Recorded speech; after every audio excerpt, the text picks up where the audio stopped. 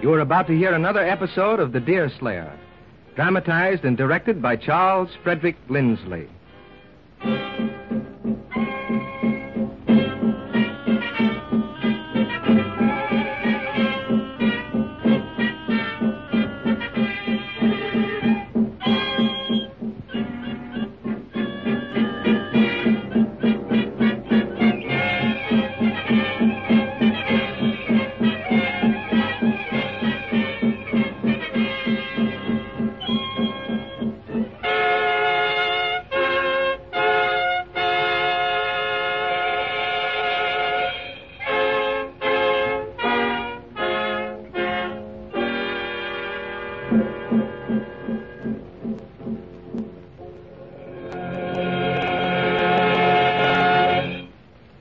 Deerslayer and Hurry are making their way to the palace of old Tom Hutter, a stout defense in the middle of a large lake in northern New York.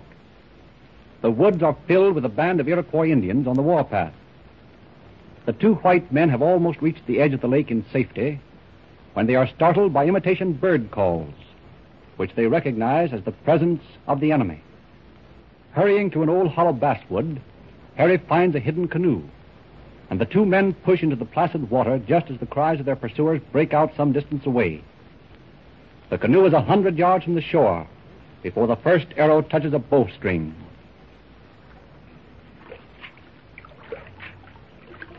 Luck was with us, Hurry, or we'd be prisoners by this time. Judging by their sounds, the Mengwe had cut off every retreat through the woods. Is this the only canoe on the lake? There are two more, but they're hid so no redskin can find them. The devils will have to make a raft if they want to pursue us. What's that I see off there abreast of us? Seems too small for an island and too large for a boat. Well, that's Muskrat Castle, where Tom Hutter lives. That's the stationary house you see now. He has another one that floats, sometimes called the Ark, though I don't know why. It must come from the missionaries, Hurry. They say the earth was once covered with water, and that Noah with his children was saved from drowning by building a vessel he called an ark. But where do you suppose Hutter is now? Down south, no doubt, anchored in one of the bays, fishing or trapping. But we'll be at the castle in a minute, and we can wait for him to return. But this is a wonderful spot, Hurry.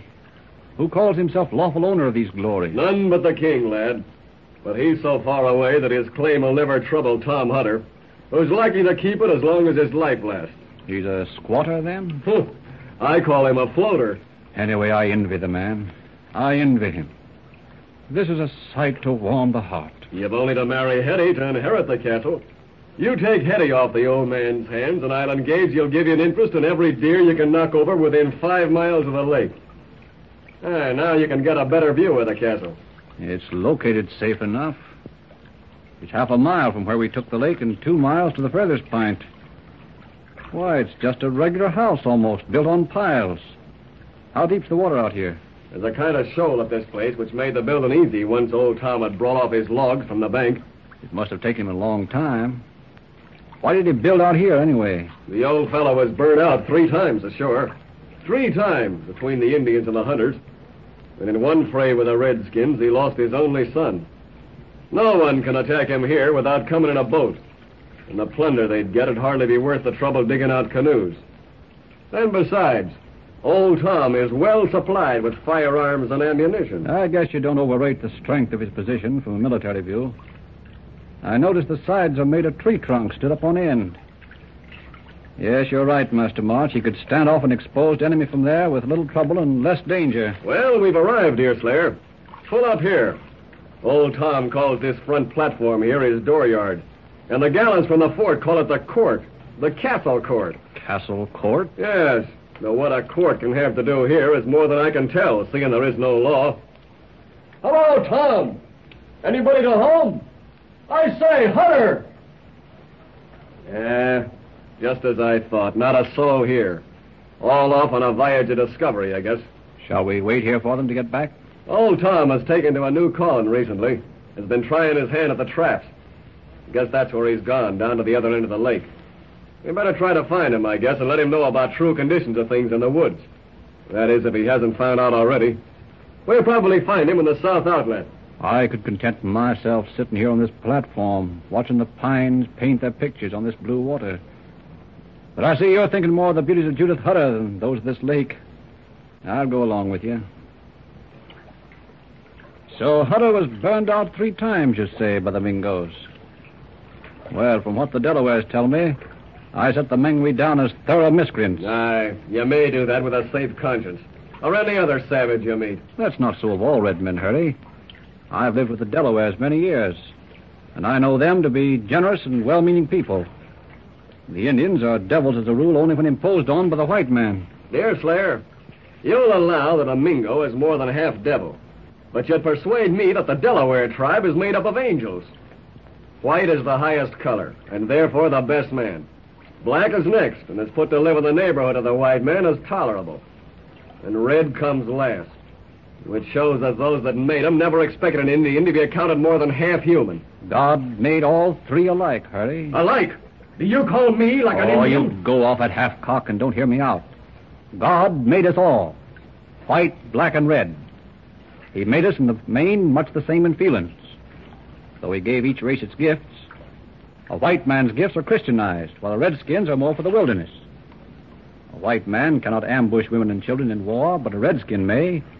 It's lawful work for them, but for us 'twould be grievous and unlawful work. That depends on your enemy. As for scalping a savage, I look upon that pretty much the same as cutting off the ears of wolves for bounty, or stripping a bear of its hide. You know the county pays a bounty for a scalp just as it does for wolves' ears and crow's heads? Aye, and a bad business it is, Hurley. In a state of lawful warfare, it's our duty to keep our state of compassionate feelings. But when it comes to scalps, it's a different matter. But it's useless for us to talk of these things. We have our own ideas. Let's keep a good lookout for your friend, Tom Hutter. We may pass him if he lies hidden under this bushy shore. I have been looking for him. Is it possible the old chap has dropped down the river? The river? Yes, most of these lakes, you know, have outlets. There's a narrow river off this one, not far to our right. Where's the outlet? I see no opening in the banks of the trees that looks as if it would let a river run through it. It passes between high, steep banks. The pines and basswoods o'erhang it. I guess we better start over there now. Don't you think we're skirting pretty close to the shore for safety? It's 2 miles across to where we first heard the varmints. They'd hardly be all around the lake. Anyway, we'll see the ark before long. Old Tom is up in these bushes somewhere looking at his traps. Listen, Hurley. What was that noise on the bank there? It was too heavy for any light creature. Was it the tread of a man, do you think? No, not a man. The tread was too heavy. Push into that log. I'll land and cut off the creature's retreat up to the plank yonder, be it a Mingo or only a muskrat. There you are, Deerslayer. It's a buck. He's coming down to the plank yonder. I'll get him. Hurry, you're a fool. It's a miss, Deerslayer. Hey, but we can catch him before he swims across the neck there. Here, get back in the canoe. I say you're a fool, Hurley, to pull the trigger before we had reconnoitered the shore and made certain that no enemies lurk about. I tell you, the Indians are at the far end of the lake from here. More than that, we don't want for food. My name may be Deerslayer, but I never kill an animal lest I need food or a skin. And I still say your shot may be a signal to the enemy. It'll be a signal to old Tom to put the pot on. Come on, let's hunt up the ark before the sun goes down. Is that the ark, Hurley? Breaking out of that bank of bushes? If my natural learning didn't teach me better, I'd think it a miracle that a boat like that could come right out of the trees. Those trees grow down over the mouth of the river where Hutter has his traps. Hey, ahoy there, Hutter! Let up on your sweep and take a couple of passengers. Hurry. You become more reckless every minute. What with your rifle shooting and your bellowing like a bull, there'll be no earthly chance of dodging the circling redskins. Hello, Harry. Draw up and we'll give you a hand. When we get aboard that ark, Deerslayer, its stout cabin will protect your carcass.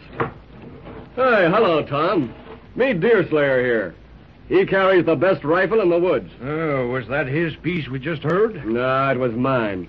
It was a bad shot at a buck that got away.